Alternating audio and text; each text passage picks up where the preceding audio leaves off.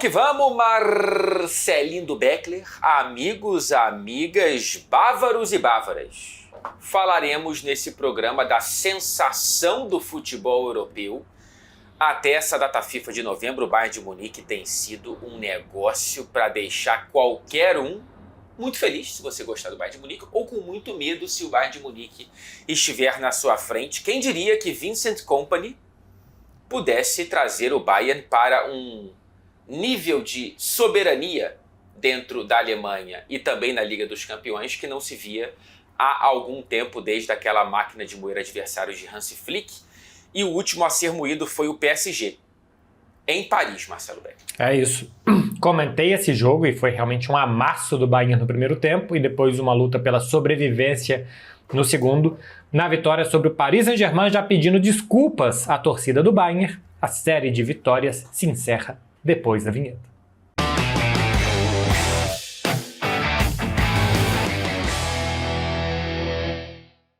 Bom, depois da vinheta agora o Bayern de Munique ele vai começar a perder, porque essa é a fama e a saga desse programa, né? Qualquer elogio vira problema e qualquer crítica vira a melhor fase do objeto, do jogador e do time criticado. Então vamos aos números do Bayern de Munique até esse nosso programa que arruinará a temporada do Bayern de Munique. Você sabe o que eu lembrei? É o recorde. Que a gente fez um programa de bola de ouro prévia à bola de ouro, considerando o Vini vencedor, você lembra? Caramba, é verdade. A gente fez um programa gravado na sexta, o programa ia no ar na terça, a bola de ouro era na segunda. Então a gente falou, bom, não tem chance do Vini perder, né? Vamos considerar o Vini vencedor. A gente passou como se fosse uma vírgula, né? Uhum. Não tem nenhuma chance disso aqui ser diferente do que foi. Então eu ficaria preocupado se eu fosse torcedor do Bayern de Munique. Que tem o recorde europeu de um início de temporada, são 16 vitórias consecutivas até a gravação desse programa, 56 gols marcados e 11 sofridos em 16 jogos. Sim, 56 gols marcados e 11 sofridos, uma média de 3,5 gols por jogo e 0,7 gol contra. O Harry Kane, 22 gols e 3 assistências. Luiz Dias, 11 gols, 5 assistências e um cartão vermelho. E o Luiz Dias só não seria artilheiro da temporada no Bayern, no Manchester City ou no Real Madrid. Né? Em qualquer outro clube das principais ligas europeias, ele seria o artilheiro. Ele está a 6 gols em novembro da melhor temporada da própria carreira, Marcelinho. Isso a gente está falando de um coadjuvante, que é o Luiz Dias, foi o protagonista na vitória sobre o Paris Saint-Germain em todos os sentidos, mas o que mais me chama a atenção é o fator Harry Kane e como ele é um jogador transformado essa temporada. Não tem muito tempo, a gente fez aqui um vídeo falando sobre os melhores camisas 9, e a gente falou que o Harry Kane, pela capacidade de sair da área, de armar, que ele era um 9 e um 10. Questão, Fred, é que nessa temporada o Harry Kane é um 9, um 10 e um 8, porque ele baixa para receber bola dos zagueiros do Bayern de Munique, muitas vezes traz com ele um zagueiro que vem marcar o Harry Kane e aí abre espaço para os outros atacantes. E como ele sabe jogar muito bem em qualquer lugar do campo, ele faz com que o time consiga aproveitar muito bem os espaços gerados por essa saída dele, não só da área, não é que ele é um falso 9 que se junta para ser um a mais no meio campo, mas para se juntar aos volantes e fazer essa saída de bola. Vou pegar aqui só números da Bundesliga, porque tem mais margem para a gente comparar, a diferença do Harry Kane de 24-25 para 25-26. Na temporada passada, ele tinha uma média de 32 ações com a bola por jogo. Tocava na bola 32 vezes, nessa temporada 40 vezes. De 40 para 32 é uma subida aí de quase 30%. Grandes chances criadas. Temporada passada inteira foram 11 e nessa já foram 5 em 1/3 dos jogos. Ele criou 11 em 26 partidas e nessa 5 chances em 9 jogos. Passes no próprio campo, para mostrar como Harry Kane cada vez mais arma o Bayern desde trás. Tinha uma média de 4,3 passes no seu campo, agora 6,2. Cresce 50%. São só 2 passes por jogo em média? Mas cresce 50% a participação dele no campo de defesa. Passes decisivos tinha uma média de 1,1, a média atual de 1,7, quase dobra. E passes longos, porque é isso, ele volta, tem capacidade de dar uma bola longa para aproveitar um espaço de um atacante nas costas do zagueiro que ele arrastou da área. Tinha uma média de 1,3 e agora de 2,9 passes longos por jogo. Assistências na temporada passada, 8, nessa ele já tem 3. E gols na temporada passada, 26. Nessa ele já tem 12. Repito, com 1/3 dos jogos. Se ele mantiver a média que ele tem até agora, número de jogos, ele vai ter 36 gols no mesmo número de jogos que ele teve na temporada passada. Temporada passada ele jogou 26 partidas das 34 do Bayern de Munique. Ou seja, Fred, ele participa mais do jogo na defesa, ele arma mais o time, ele cria mais chances e ele ainda faz mais gols. Isso aqui é um absurdo, cara. Isso aqui é um negócio histórico, sinceramente. Assim. O cara conseguir aumentar o próprio cobertor, né? Não é um cobertor curto, que ele vem armar e ele deixa de finalizar, ou ele deixa de dar o último passe. Não, ele consegue fazer tudo. O primeiro ponto aqui, o vigor físico que você precisa ter para conseguir fazer isso é um negócio impressionante, e o Harry Kane ele já passou dos 30 anos, né? Então isso é a consequência de um cara que tem um trabalho por trás e já falou que ele ainda sente que o auge técnico da carreira dele ainda não chegou. Então é um cara que tem um pensamento de evolução e não de estagnação, muito menos de involução. Ele vai para o Bayern de Munique e ele faz uma primeira temporada absurda, não se acomoda e ainda se transforma. Assim, eu já achava o Harry Kane um cara histórico dessa característica arco e flecha, mas eu não imaginava ver o Harry Kane vindo. O jogo contra o Borussia Dortmund, eu acho que é o quadro da Mona Lisa dele ali, sabe assim? Porque você tem que colocar como o exemplo dessas estatísticas em uma partida de futebol, porque ele vinha buscar o jogo como, sei lá, bicho, como Andrea Pirlo, ele lançava como Modric, e ele chegava lá na frente recebendo a bola como um dos melhores camisa 10 do planeta e finalizava como um dos melhores centroavantes do planeta. Assim, é um negócio meio assustador, o Marcelo. E no final desse jogo contra o Borussia Dortmund, ele ainda dá 2 carrinhos para travar chute e recuperar a bola como um Gattuso. Sabe assim, ele fez absolutamente tudo em campo. A minha dúvida e questão, que a gente daqui a pouco, quando for falar dos testes e tal, entra mais, é se fisicamente esse time vai aguentar até quando tem que aguentar, que é maio, quando tudo se decide. Taticamente, Fred, aí eu quero te escutar, porque o Kompany está fazendo muitas mudanças nesse time. Antes do jogo contra o Paris Saint-Germain, eu cheguei a falar, e depois na transmissão da partida eu também falei, que o Bayern está meio que confundindo o futebol, porque a rotatividade dos jogadores em campo, a gente viu momentos, primeiro assim, do Upamecano ser o cara que marcava o Nuno Mendes.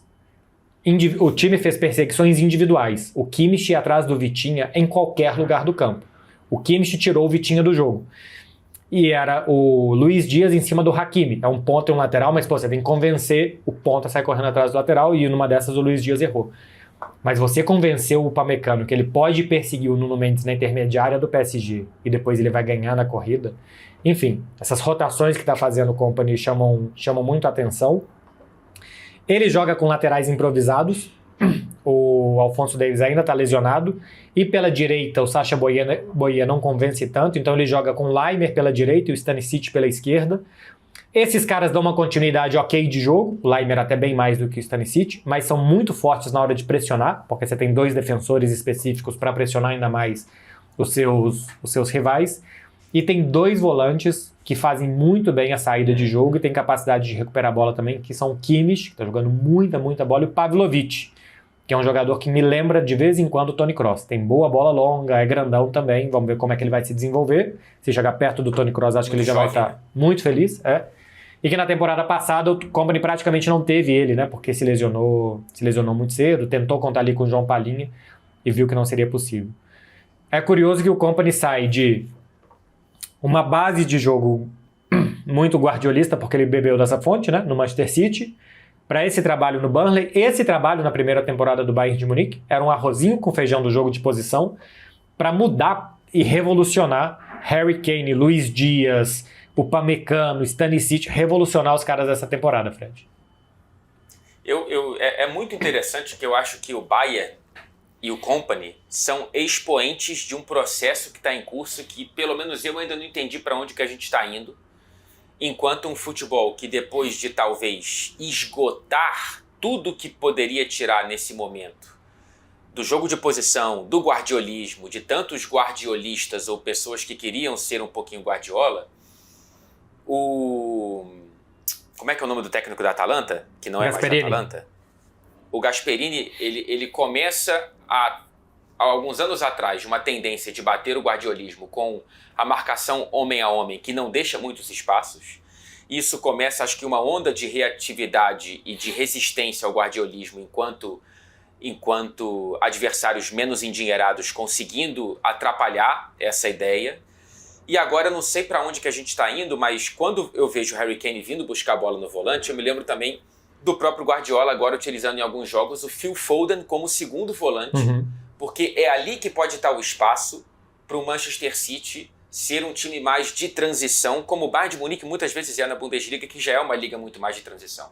Mas quando você tem esse homem a homem no campo inteiro, às vezes o momento de você desatar o nó com o seu jogador mais diferente pode ser mais no campo defensivo do que no campo ofensivo, a depender da fase do jogo. Eu acho que está indo por aí também algumas dessas ideias do Kompany.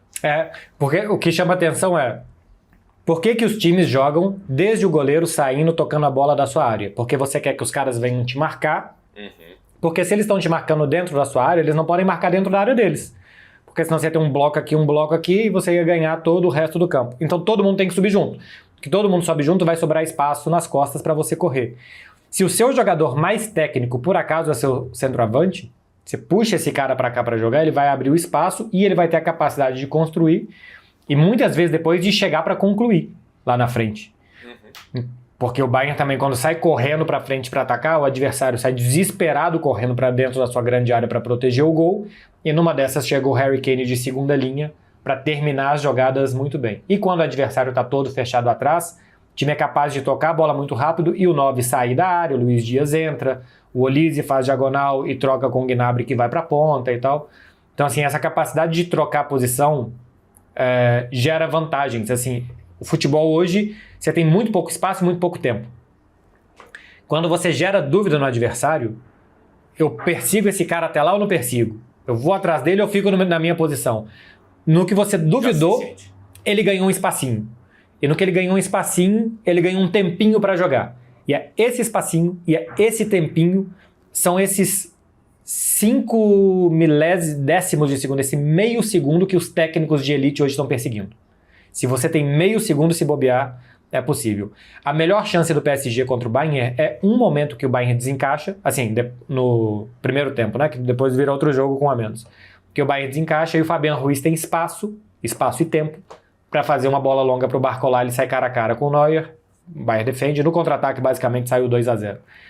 Então, Fred, toda essa revolução, é você tirar um 9 de 32 anos, de 1,90 m, de 85 kg, da posição dele de 9 e trazer ele para jogar do lado do seu volante para ganhar 1 segundo. E esse 1 segundo, no final das contas, vai te fazer ganhar 16 jogos de 16, 56 gols marcados, 11 sofridos, porque você está constantemente ganhando um segundo, você ganha os jogos. Incrível, né? Como que assim, o nível de precisão está aumentando. E para isso deve ser uma coisa muito, muito louca, cara, assim, o nível de exigência, porque tudo tem que ser coordenado. É o que você falou, no primeiro desencaixe contra o PSG, o Barcola saiu na cara do gol, né? Então, a coordenação coletiva, porque é aquela coisa, né? Todo mundo que aquela resposta chata de coletiva, mas que faz sentido. A defesa começa no ataque, o ataque começa na defesa. Então, se o Luiz Dias perder esse meio segundo, se ele se desligar um pouquinho do jogo e não acompanhar a pressão coordenada do Bayern de Munique, ele é um efeito cascata, se for bem explorado pelo adversário. A gente tem vários momentos, inclusive dos melhores times, de desconexões que não são bem aproveitadas porque o outro lado também não está muito bem armado para aproveitar essa desconexão. Mas quando uma coisa encontra a outra, às vezes pode ser muito bem punido. O Bayern ainda não foi. Nem nos grandes testes, né? Sim. Nem nos grandes testes dessa temporada, porque a gente vê ele vencendo Chelsea, vencendo Dortmund, PSG e Bayer Leverkusen, todos times pote 1 da Liga dos Campeões, né? O Leverkusen é pote 2, né? Ou 3. O Leverkusen tinha sido pote 1 no 2. ano passado porque tinha sido campeão alemão. Mas por rankings, Dortmund, PSG e Chelsea pote 1. Isso. Enquanto temporada, o Leverkusen começa muito mal, o Dortmund com alguma solidez, O Chelsea mais ou menos, mas ainda assim é um grande teste. O PSG bem dentro do que dá para se esperar de um time um pouco desfalido fisicamente, né? Mas já foi testado, não tanto quanto vai ser agora, né? Porque o próximo jogo na Liga dos Campeões é o Arsenal em Londres. E aí é curioso porque vai ser o Arsenal não é um time que estaciona ônibus, é um time que se defende com bola no pé, que também quer atacar e que ainda assim tem uma defesa ótima, como a gente está vendo, no momento que a gente está gravando esse vídeo, são 8 jogos consecutivos sem sofrer gols, né? 8 vitórias seguidas com 8 jogos sem sofrer gols. Dos 5 gols marcados contra Chelsea e PSG, os dois times mais fortes que jogou até agora, o Chelsea é pote 2, se eu não estou enganado, porque tem Arsenal que é pote 1, né? Já jogou contra o PSG, o Chelsea é pote 2, eu errei aqui, desculpa, errei aqui. Mas enfim, são times fortes. Dos 5 gols marcados contra Chelsea e PSG, 4 foram recuperando bola no campo de ataque.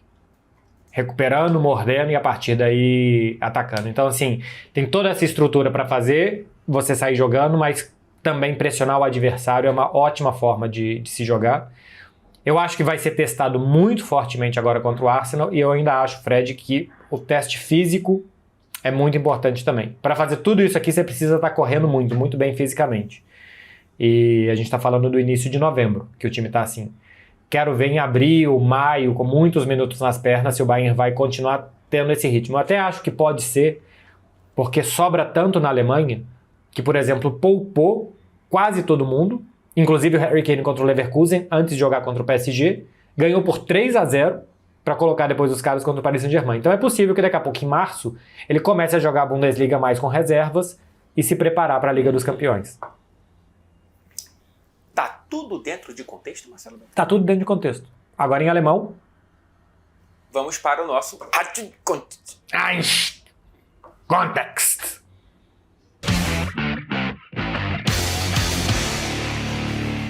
Desculpa, Marcelino, ofendido o povo alemão. Ainda bem que a gente não está falando isso na frente de alguém que vai entender. Quer dizer, talvez tenha, né? Talvez tenha. O meu out of context, ele vai lá atrás na fundação da Bundesliga pelo nome que a gente conhece até hoje, no ano de 1963. Né? Alguns meses antes aconteceu uma coisa muito chata no Brasil, que alguns cismam em chamar de revolução, mas enfim. Em agosto de 63, a Bundesliga foi formada e o Bayern de Munique não fez parte dela, tá? Bayern de Munique na segundona. Exatamente. A gente tem essa impressão de um Bayern de Munique sempre soberano, né? Sempre sendo um clube sem muitos sustos no futebol nacional. Mas quando a Bundesliga é formada, um total de 46 clubes do futebol alemão, né, da antiga Oberliga e da Berlin Stadtliga, né, que eram competições regionais dentro da Alemanha, esses 46 clubes aplicaram para 16 vagas.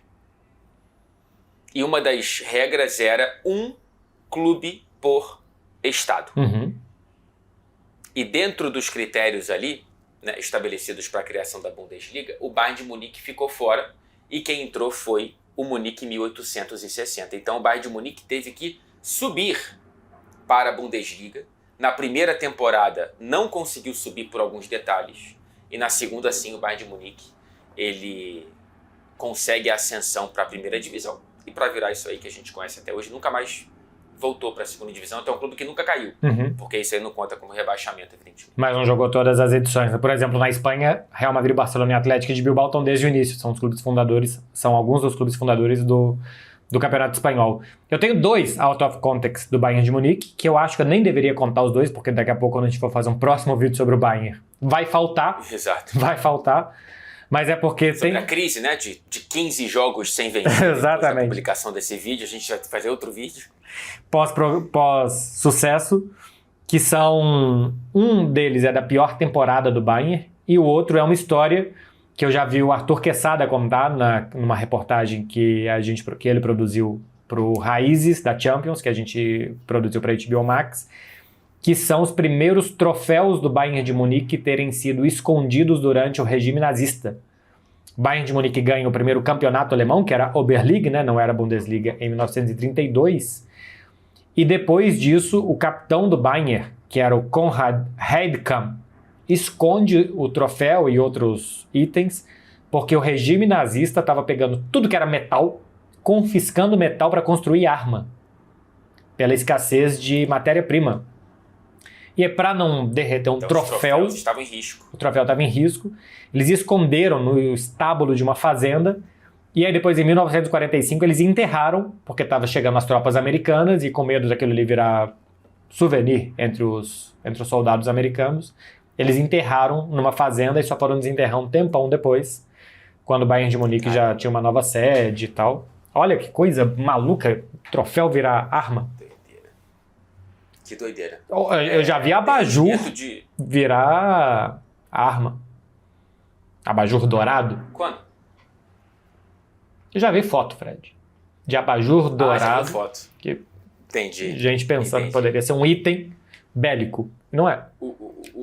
O derretimento de troféus é uma coisa que a gente já tinha sido vanguardista. Uhum. Né? Muito antes de pensar em derreter troféu para virar arma, a gente derreteu o troféu para virar contrabando. Exatamente.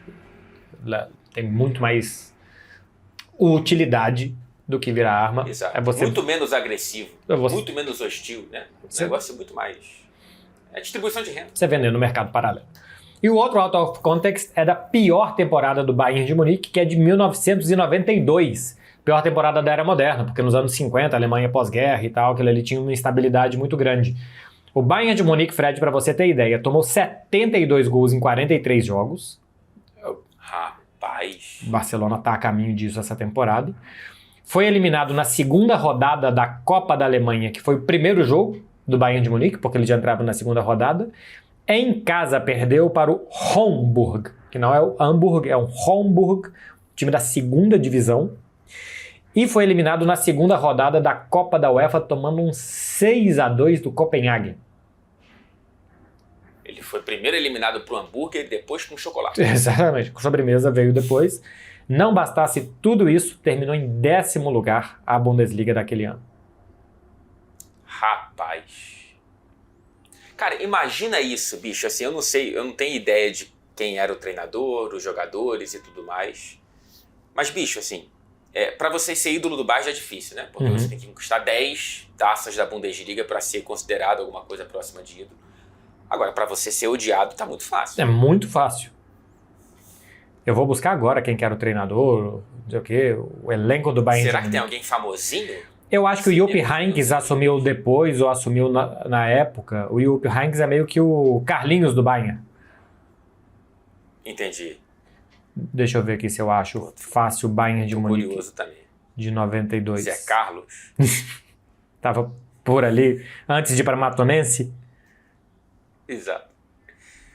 91, 92. Vamos ver o que tem por aqui. Ó, tinha... Dos goleiros eu não reconheço ninguém. Tinha o Schumacher, goleiro, que não é o Mikael, era o goleiro que foi da Copa do Mundo de 86. O finalista que perde da Argentina era Schumacher, o goleiro. De nomes mais conhecidos na defesa... Tinha um brasileiro, hein? Tinha um brasileiro, você já achou aí também, né? Já achei que também. Bernardo Silva. Uhum. Vamos ver o que foi feito dele, né? Jogador revelado. Pois é, um jogador que veio do Francana pro Marília, pro São Paulo. Poderia ser o Zé Carlos, tá? Jogou 5 jogos. Poderia ser. Como é que chama o cara do Manchester City que todo mundo adora e que não jogava? Nosso amigo Glauber. Nosso amigo Glauber. O Bernardo Silva é o Glauber. Teve 5 jogos pelo Bayern. Nem terminou a temporada no Bayern de Munique, então ele não conta como rebaixado. Não, esse time não caiu, pô. Esse time foi 10º. Esse time só foi humilhado diversas vezes. É que na minha cabeça ser rebaixado, 10º colocado é rebaixado. Tinha outro brasileiro também, hein? Mas era... é verdade. Quem que era? O Mazinho Oliveira.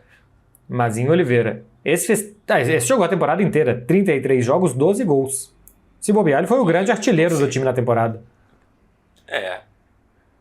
Jogador formado pelo Santos, passou pelo São Bento, Atlético Paranaense, Bragantino. Ele estava naquela campanha do Bragantino com o Parreira, E com Luxemburgo, 90-91. Com Luxemburgo. E depois ele vai pro Bayern, joga 2 temporadas, aí depois vai para Internacional, chega a voltar pro Bayern de Munique para mais 3 jogos, e depois vai pro Kashima Antlers jogar com o Zico, se eu não estou enganado, 95. Mas... Rapaz, o Jupp Heynckes realmente fez parte. Foram 3 treinadores nessa temporada, tá? Do Bayern de Munique. Jupp Heynckes acho que foi o último. Termina a temporada com ele, técnico histórico, né? Que depois ganhou tudo com o Bayern de Munique, treinou o Real Madrid. Tinha Brian Laudrup. Tinha Christian Zieg, que também depois ficou no time que foi ganhar muita coisa. Tinha o Effenberg. O Effenberg, se eu não estou enganado, chega nessa temporada. Tinha o Max Ebel, que é dirigente hoje, né? Se eu não estou enganado. Então tinha lá já uma base formada aqui, com muita humilhação, derrotas e crise, para depois se tornar um clube vitorioso mais uma vez. Impressionante, bicho. Para você conseguir fazer isso com o Bayern, hoje em dia é impossível, né? O Mazinho foi o vice-artilheiro. Um programa elogiando. Mazinho teve 12 gols, vice-artilheiro. O Roland Wolfhard foi o artilheiro com 17 gols. Resumo, Fred.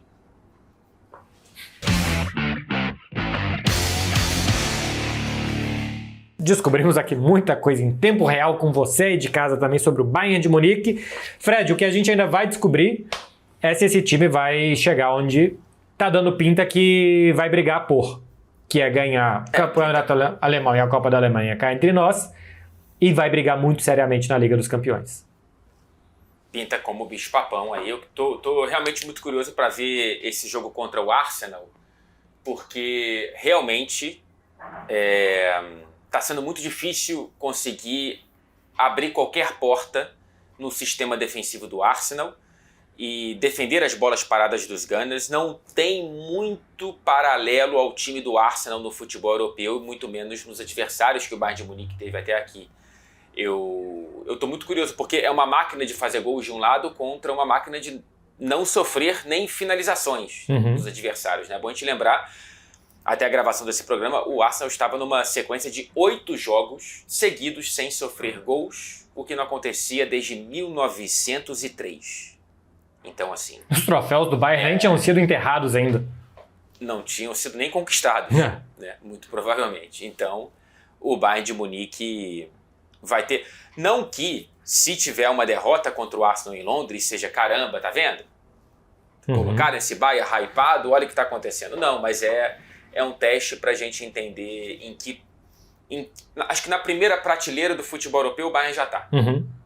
É entender se ele é de fato o primeiro mesmo. E se ele é capaz de bater em todo mundo também, né?